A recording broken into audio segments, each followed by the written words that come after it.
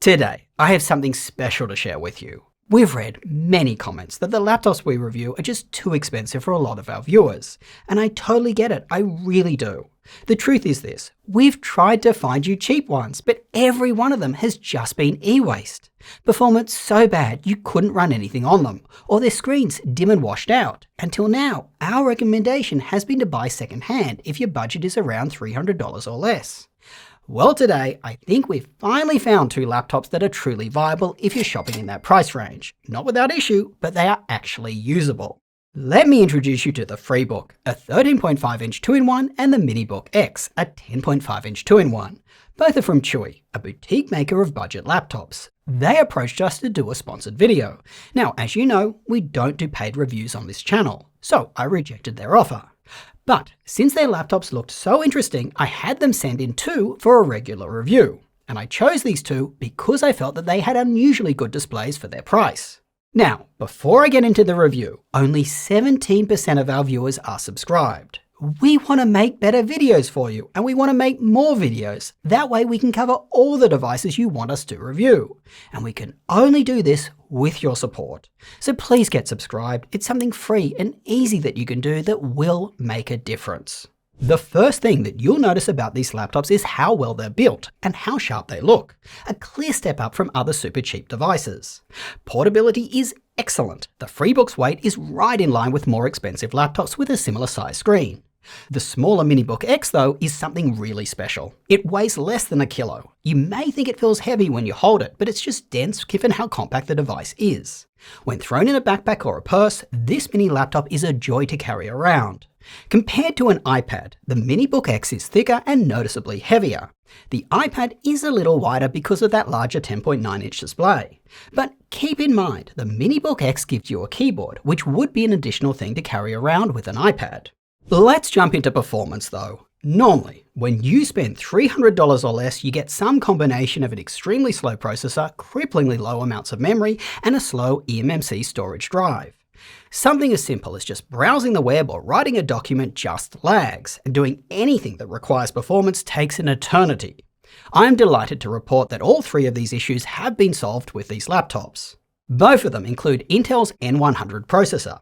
They include 12GB of memory, 512GB of storage, and Wi-Fi 6. This CPU is a massive step up from the Celeron and Pentium processors that other cheap laptops often have. With this chip, you get 4 cores and a max turbo boost of 3.4 GHz. On paper, these specs may look similar to that older Pentium N5030, but they are not. This processor uses Intel's much newer older late cores, which are significantly faster. In Geekbench, which tests common performance tasks, you can see that these CHUWI laptops destroy other cheap laptops. Around 4 to 5 times the speed in single core and between 4 to 12 times the speed in multi-core. This huge boost in performance is not just due to the laptop's processor, it's also because, as I said, they have 12GB of memory rather than the usual 4, and they also have fast SSD drives.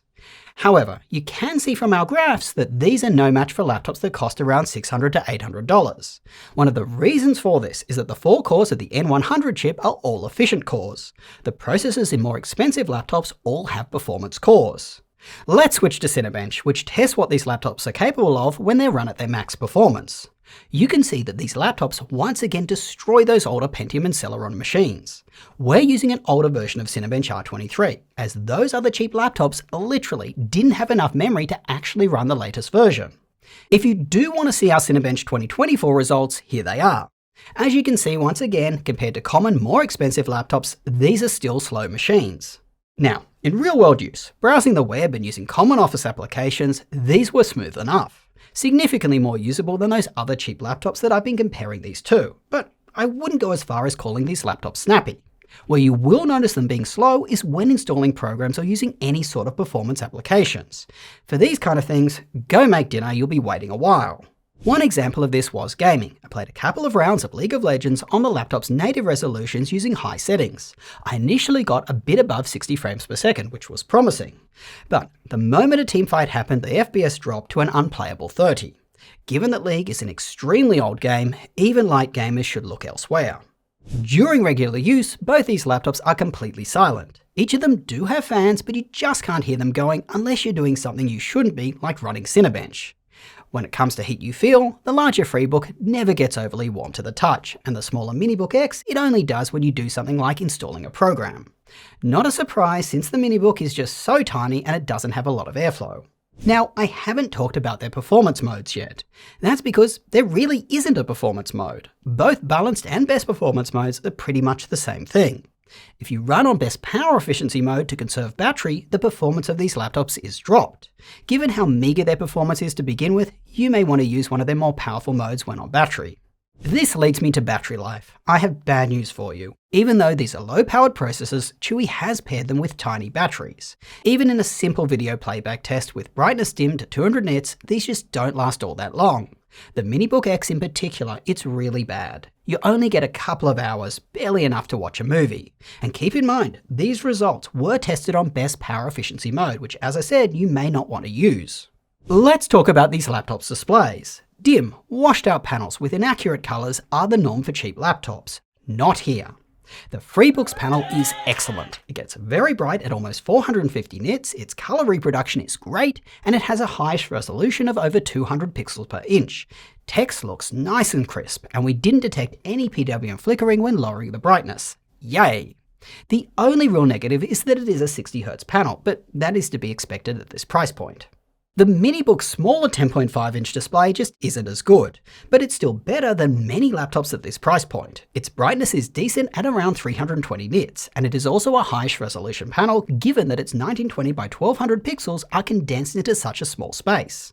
And like the FreeBook, we didn't detect PWM flickering when lowering the brightness. That being said, its colors do look a bit off, and it only refreshes at 50 Hz. Now, both these laptops are 2-in-1s that can convert into a tablet. Both support touch, and the larger FreeBook also supports pen input. You can buy a CHUWI stylus that uses Wacom's technology. That pen has over 4,000 pressure levels and supports tilt. Compared to the much more expensive OmniBook Ultra Flip, I enjoyed drawing on this laptop more. I found the pen just glided more smoothly across the display. Both these laptops' keyboards are comfortable to type on. They have ample key travel. However, pressing the keys on both of these does require a little more force than on other keyboards. The FreeBook's keys are larger than many 13-inch laptops that I've tested. This makes typing on it feel a little luxurious. One thing I don't love is that it does have a vertical column of page up, down, home and end keys. They are above the right arrow key. This pushes commonly used keys like backspace and enter from where they normally are.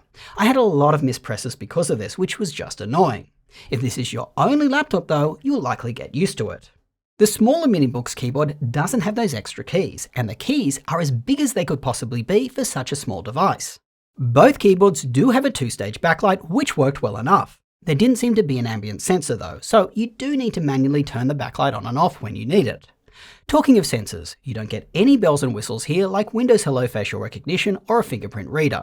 The trackpad on both these laptops are where their cheapness shows. Tracking on the larger FreeBook is good, but its click is horrendous. It's very loud and it only works if you click on the very bottom of the trackpad. I'm not joking. If you want to click on the other parts of the trackpad, you have to use tap to click.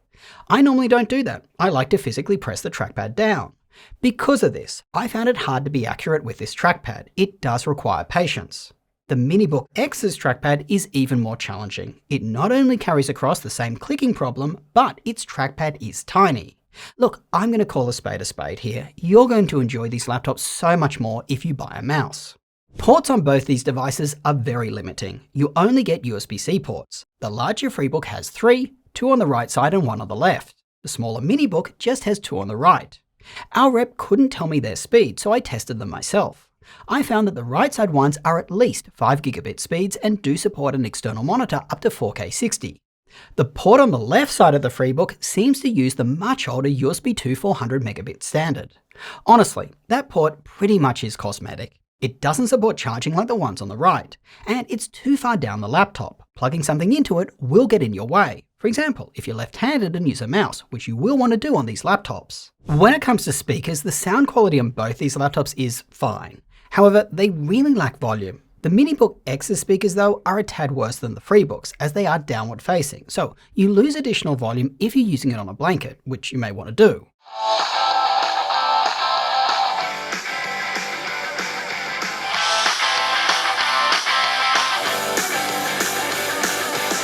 Now, it was nice to see that both these laptops came with a full version of Windows. If you don't want to run Windows, I have good news for you. A lot of people like to run Linux on these kind of low-powered machines.